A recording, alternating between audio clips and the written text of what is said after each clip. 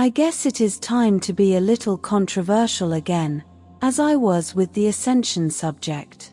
I will bust a few bubbles with this one, too. Sorry, as I said, I am not New Age. For perhaps thousands of years, humanity has been conditioned by religions and by those in power to think that there is some kind of cosmic divine justice that will set things right and will inescapably punish all the wrongdoers. The best example of this, perhaps, is what is taught in the Catholic and Christian doctrines, where the idea that, quote, if not in this life, the wrongdoers will be punished by God when they die, and another similar example of this is found in other religions where the idea appears again, that, quote, if the wrongdoers are not punished in this life, they will be in the next, as the result of karma. This leads to the idea that anyone who is acting in a bad way, whatever that is, will be punished sooner or later, and all that you must do is sit and wait, and then enjoy justice being made. This is then entertained even more by the propaganda the powers that be push upon the general population so energetically, mostly imposing the idea that their police and similar forces will fight for what is right, and then their justice system will fairly punish them in a court of law. Then the New Age comes along, also entertaining the idea that good is always bigger than evil, as it pushes ideas like a positive thought is much more powerful than a negative one, and so on, while it also spreads out a lot of propaganda-like information that also leads people to the conclusion that good is always more powerful than evil. You can see this brainwashing even in a long list of cartoons, where the good side always prevails and the bad ones are always brought to justice, with this consciously and unconsciously programming people to believe this is so, and from a very young age. The problem is that in our empirical world, wherever we may be, it certainly looks like the evil side is always winning. Just look around you and all that dominates is chaos and entropy, on Earth and off-planet, and divine or karmic justice is nowhere to be seen, or only as seen through the lens of your own biased perception and in small localized spots here and there. Being honest, I find it hard to believe that anyone would contradict what I just said, even if they would argue that I must just wait and see, that the good side is gathering steam, and that the cavalry is just behind that hill, charging to the rescue, and fighting for justice at the sound of their trumpets. Ask the Native Americans if such a cavalry is good. As for them, they are the personification of cruelty, evil, and death. And this brings me to my next point. Good and evil are always relative to the observer and to its values and interests. There is no such thing as good and evil, as they are a dualistic interpretation that sprang from the minds of those who have developed values, whichever they may be. The universe, source, God if you want, has no concept of good and evil, it just is, and gives everything the same value from the point of total integration. But what is good and evil anyway? Good could be defined as the very dynamics of integration, and it is related to love, or to the act of making something part of oneself.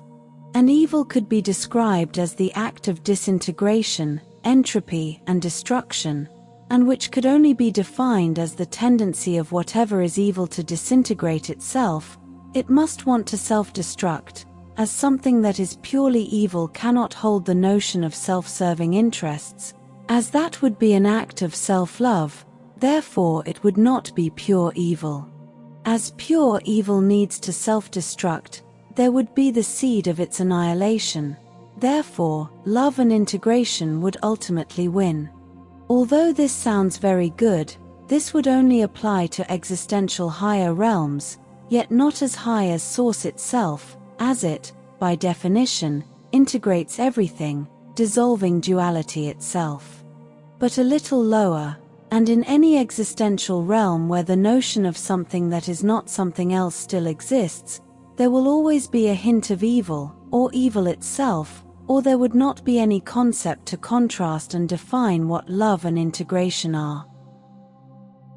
So, it looks like in the lower realms we are stuck with the existence of evil. But, as I said above, good and evil are only relative to the points of view and the interests and values of the observer, because what is good for someone may not be so for the next person, even though none of the two considers themselves to be evil, and both consider themselves to be righteous and fighting for what is fair.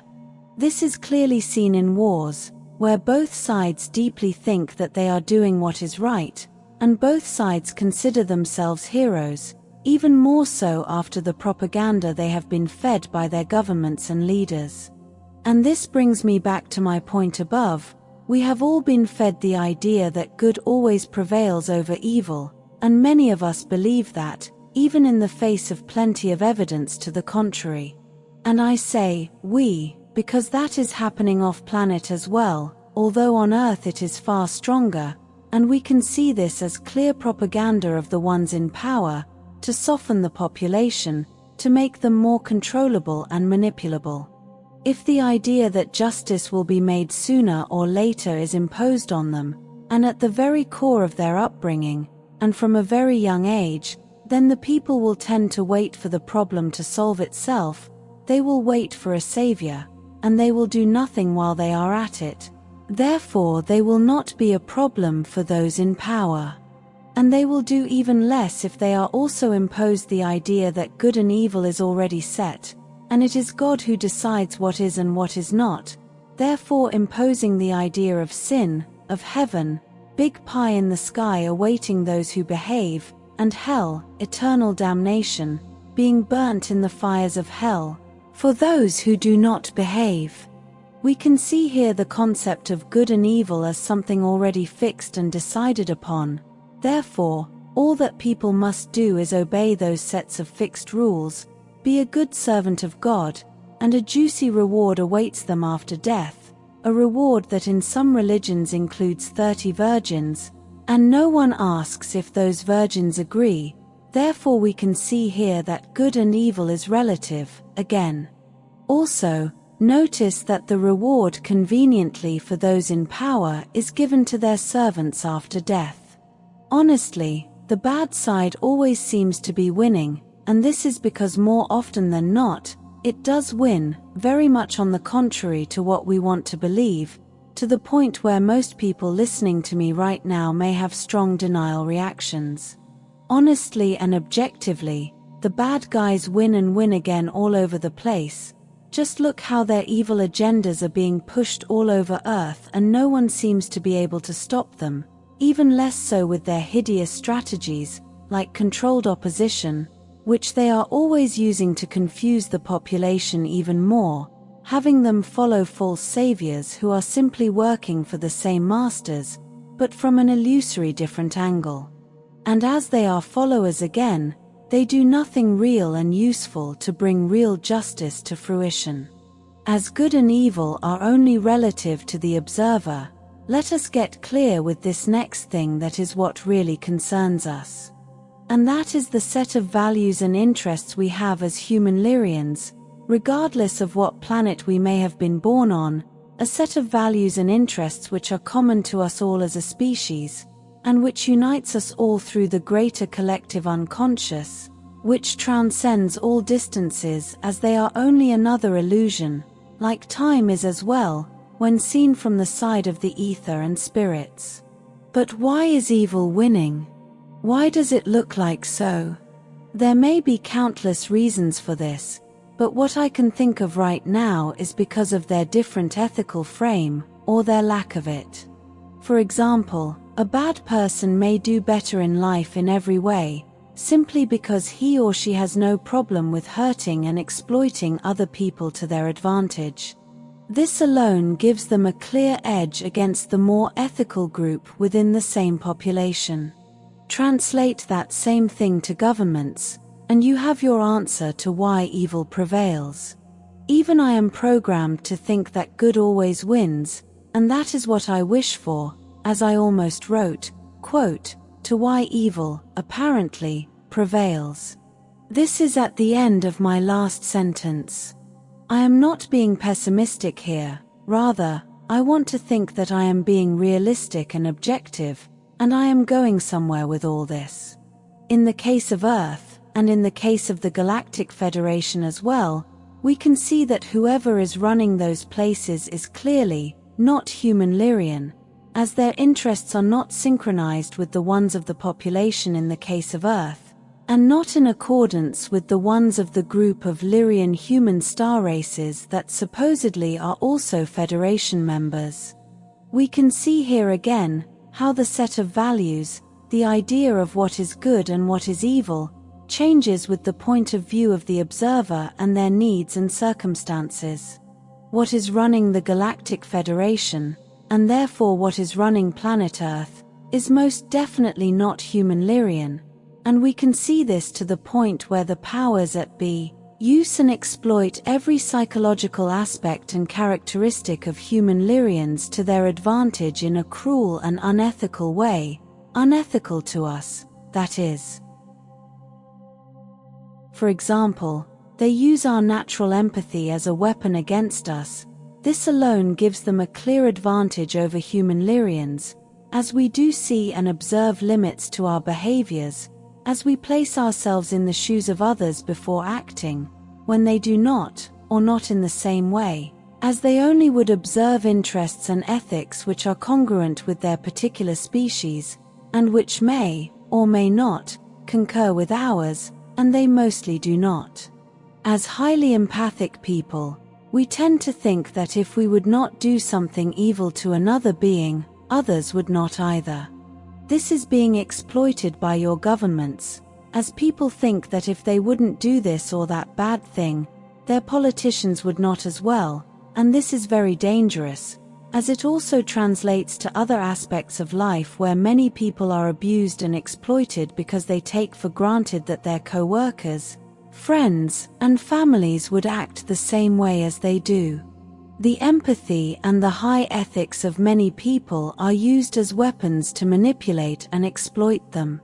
The ethical frame of most people on Earth, let alone starseeds, is a lot higher than that of the people appointed as their leaders and representatives. Therefore, they do not reflect the true identity and the real characteristics of the human population. Making things even worse and adding to the mix, human Lyrians in general, but mostly those found on Earth, as a biological species, are organic portals that harbor a very large variety of souls who came into physicality to experience the human condition, but who ultimately belong to countless other species, many of which are not ethical to our standards. No wonder why the unethical ones, who are self-centered and highly abusive, are the ones who get to places of power on Earth, and elsewhere as well, many times.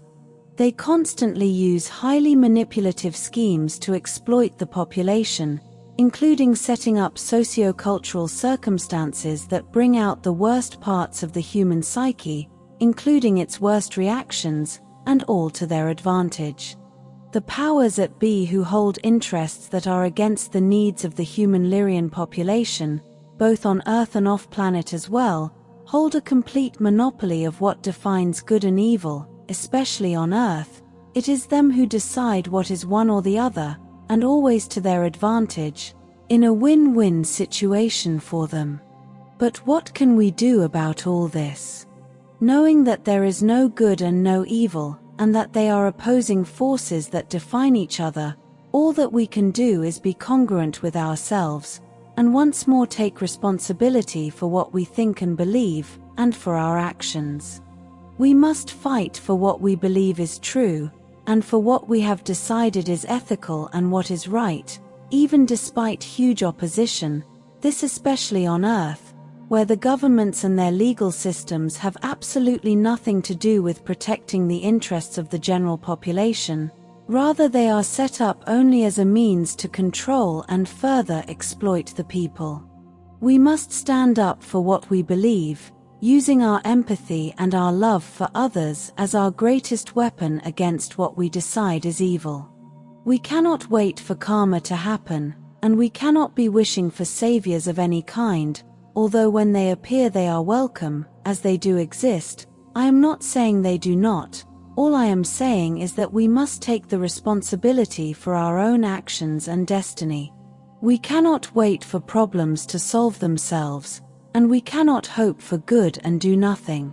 Holding a high vibration helps a lot, as what our minds create and what our perception manifests is a strong component of all this, but we must always be proactive and get hands-on to get things done, now, not tomorrow.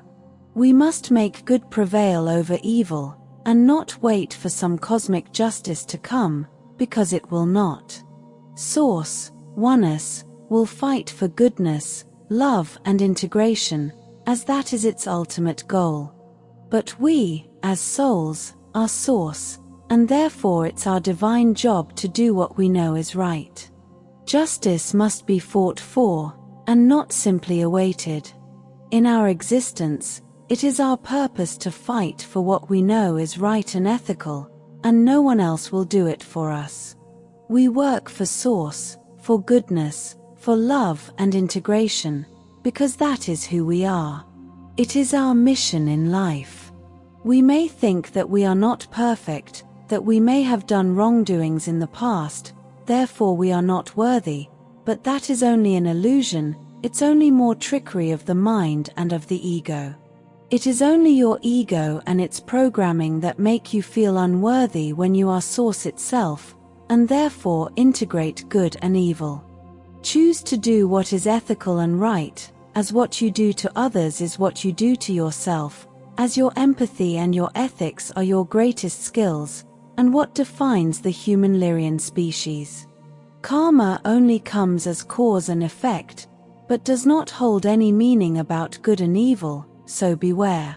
We must be the agents of the good side, the one of love and integration, because we are source. We must make things happen, not just wait for them to come to us. That is the purpose of our existence.